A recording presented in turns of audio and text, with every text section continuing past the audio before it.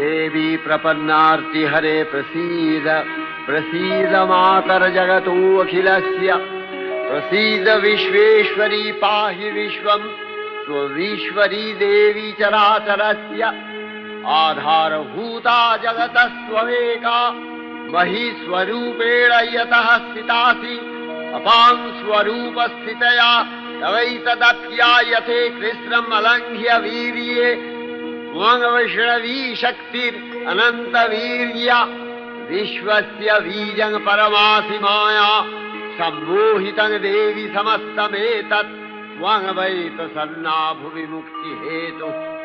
विद्याः समस्ताः तव देवि भेदाः स्त्रियः समस्ताः सकला जगत्सु तवैकया पूरितमम्ब यैतत् का ते स्तुतिः सद्य परापरोक्तिः सर्वभूता यदा देवी